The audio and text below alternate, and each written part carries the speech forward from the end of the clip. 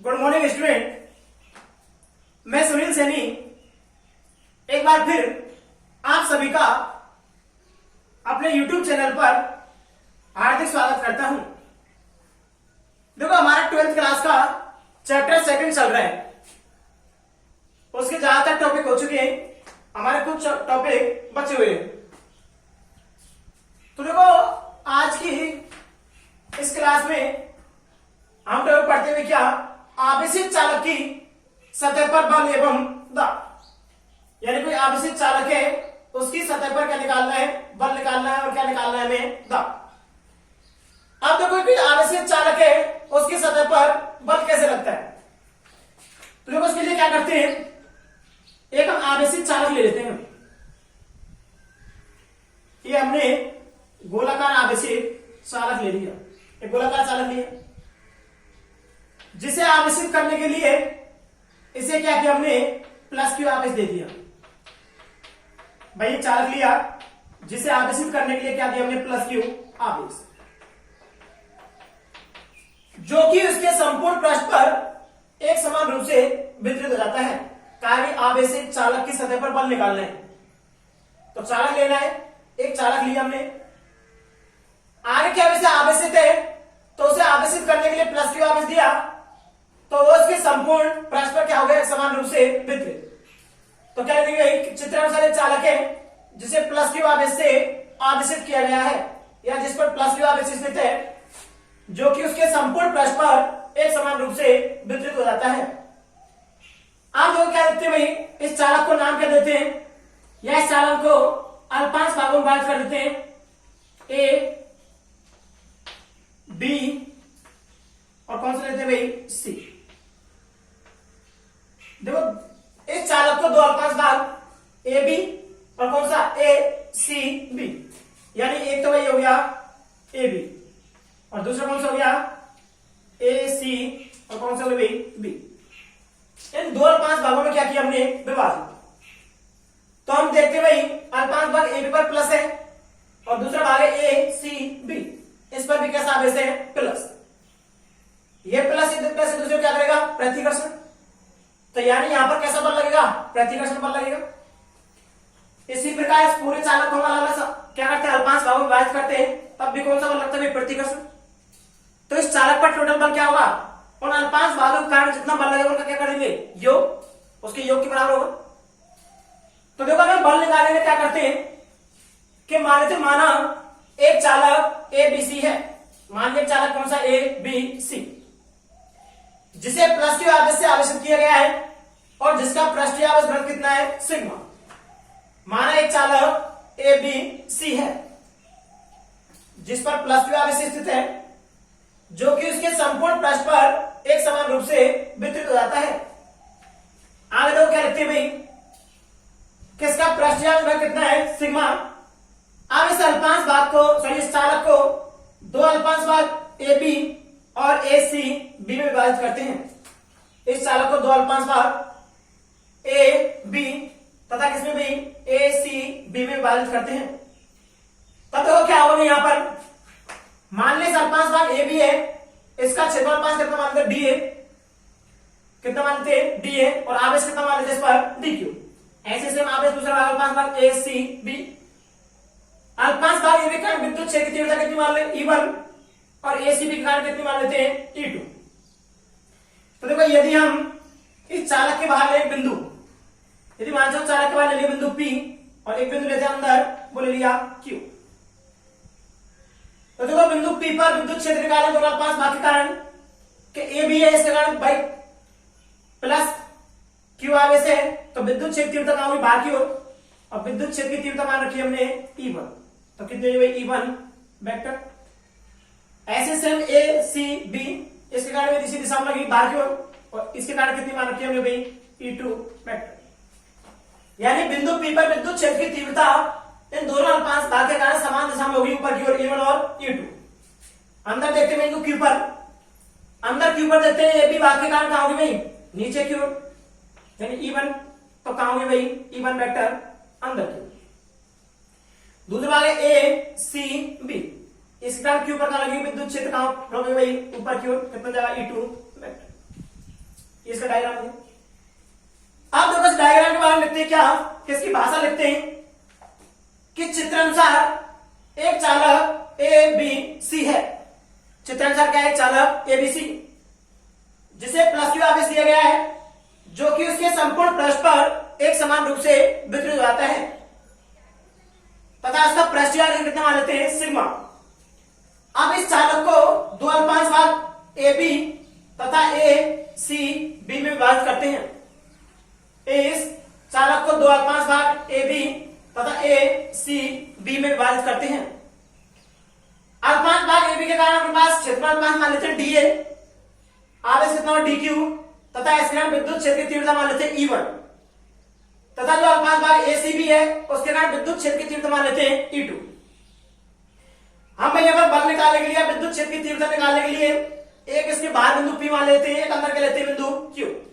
बाहर देखा बिंदु P पर विद्युत क्षेत्र की तीव्रता दोनों की दिशा होगी बाहर की ओर समान, E1 और E2 समान दिशा होंगी, लेकिन अंदर Q है तो इस AB के कारण तो भाई विद्युत क्षेत्र की तीव्रता E1 वेक्टर नीचे की ओर होगी, लेकिन ACB के कारण कहां होगी, ऊपर की ओर E2।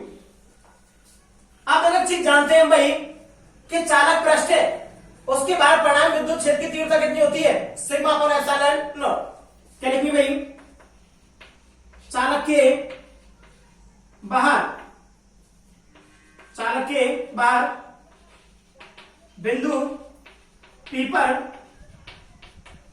परिणामी विद्युत क्षेत्र की तीव्रता।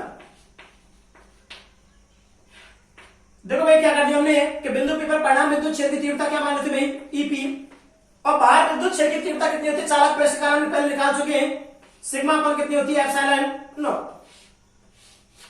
कितनी होती है, सिग्मा अपॉन एप्सिलॉन नॉट। चालक पृष्ठ के बाहर विद्युत क्षेत्र की तीव्रता होती है भाई EP बराबर सिग्मा अपॉन एप्सिलॉन नॉट, पहले पढ़ चुके हैं, चालक पट्टिका के कारण विद्युत क्षेत्र की तीव्रता।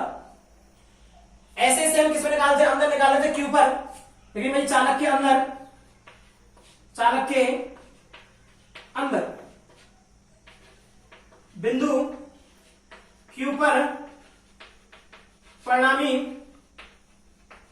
विद्युत क्षेत्र की तीव्रता, अंदर परिणाम विद्युत क्षेत्र की तीव्रता कितनी है भाई, EQ बराबर, हम जानते हैं, सिद्ध भी किया था हमने कि चालक के अंदर विद्युत क्षेत्र की तीव्रता कितनी होती है, 0। चालक के अंदर विद्युत क्षेत्र की तीव्रता 0 होती है, आवेश भी कितना होता है, 0। तो EQ बराबर कितना हो जाएगा भाई, 0। इसको देते समीकरण फर्स्ट, इसको समीकरण कितना देंगे, सेकंड। अब देखो दोनों अल्पांश भाग AB और ACB के कारण क्या करते हैं, हम बिंदु P पर विद्युत क्षेत्र की तीव्रता निकालते हैं। क्या लिखते हैं भाई, अल्पांश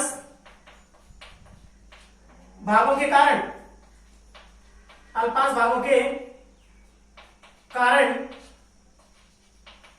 बिंदु P पर विद्युत क्षेत्र, अल्पांश भागों के कारण बिंदु P पर विद्युत क्षेत्र क्या होगा भाई, EP इक्वल टू, दोनों समान दिशा में, तो E1 प्लस कितना हो जाएगा भाई, E2।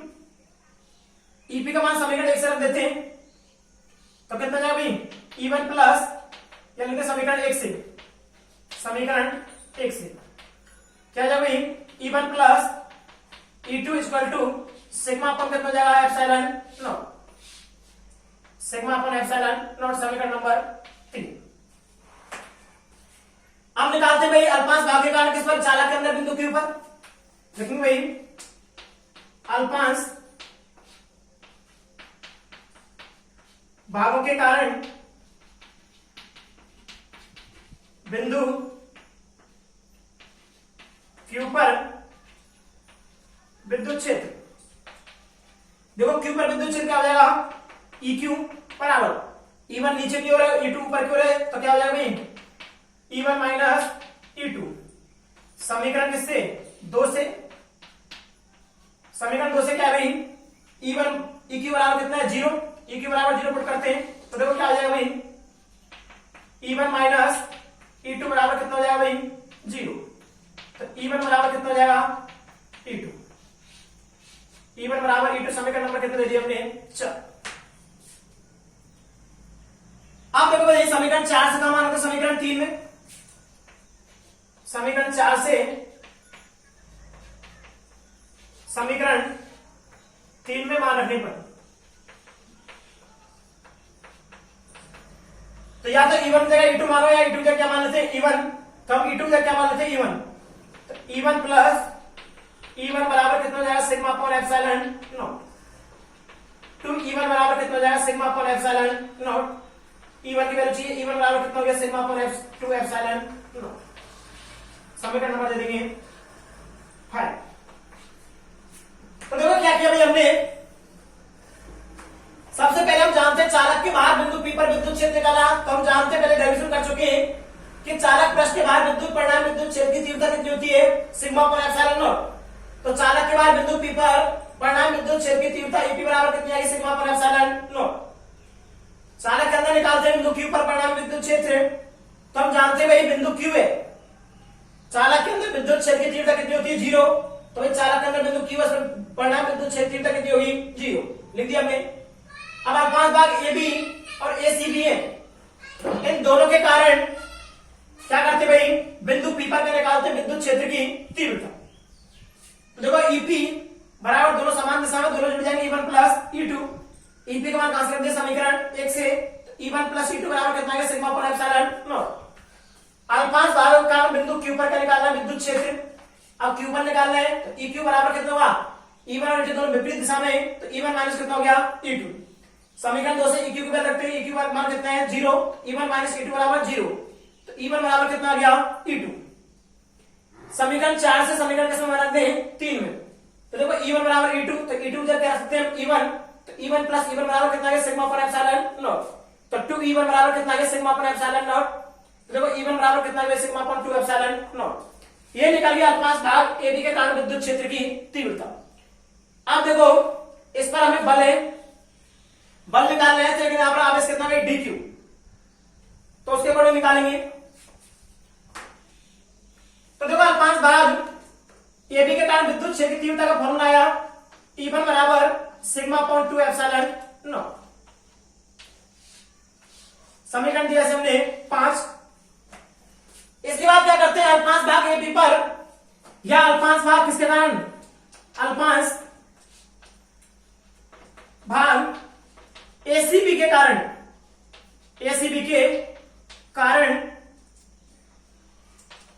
AB पर बल, देखो AB पर बल कितना हुआ अल्पांश भाग है तो बल कितना लग जाएगा DF बराबर कितना जाएगा भाई E1 DQ। भाई अल्पांश भाग था AB, उस पर आवेश कितना माना हमने DQ, विद्युत क्षेत्र तीव्रता कितनी है E1, तो DF बराबर कितना जाएगा E1 EQ। समीकरण 5 से किसका मान रखते हैं E1 का, समीकरण 5 से E1 का मान रखने पर,